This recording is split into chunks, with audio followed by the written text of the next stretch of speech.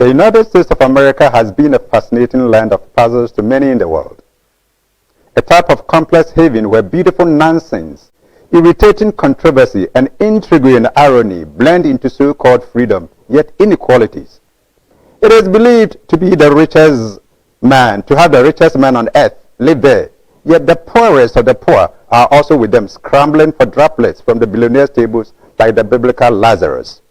To many, America stands as the epitome of all human rights and goes ahead to bluff with the Statue of Liberty, a colossal 93-meter neoclassical sculpture molded in the form of a lady and cast in gold, copper, steel, and iron on Liberty Island in New York Harbor, New York, which is supposed to enlighten the world.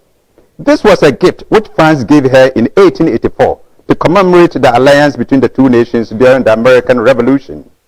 The Statue of Liberty, which America prides in possessing, an enduring symbol of freedom and democracy, noted among the world's most respected and recognizable landmarks.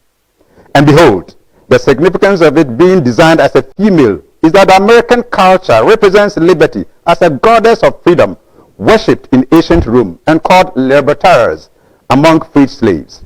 Ironically, the name America itself put on the continent and the state is controversial. Amerigo Vespucci, the Italian explorer whose name has been stamped on it, wasn't the first European to set foot on it. Leif Erikson, the Viking explorer, is on record as the first European to lead an expedition there, which was later followed by Christopher Columbus. So, instead of these two having their names ingrained on her, it was rather the third, whose name Amerigo won the gamble. But mind you, America was never discovered empty.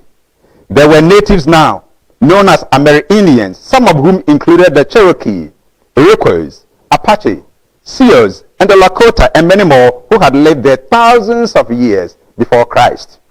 When this land, then known as the New World, caught the attention of the world, many in Europe fled to live there, seeking to free themselves from the tyrannies of Europe and religious persecution. Among them were Spanish settlers, and later the Pilgrim Fathers from England and more from the world as influx.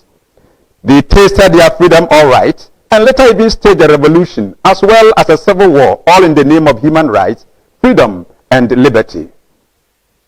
In their bid to develop, they transacted the transatlantic slave trade, which saw them capture Africans as slaves to be sold as chattels to work on their plantations and menial jobs.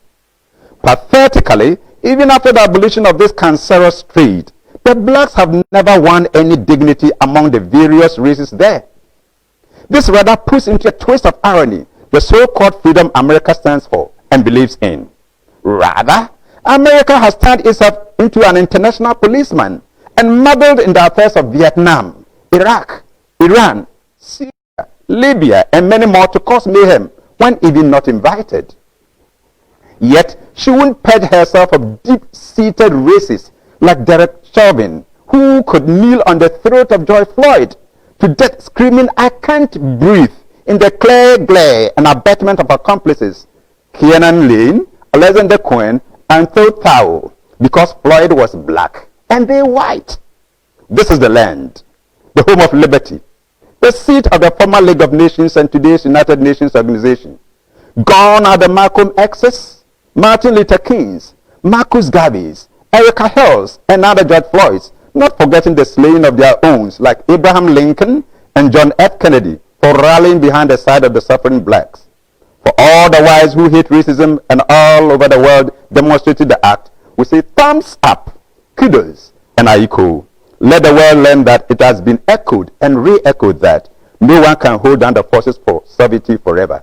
Long live the freedom of all oppressed races.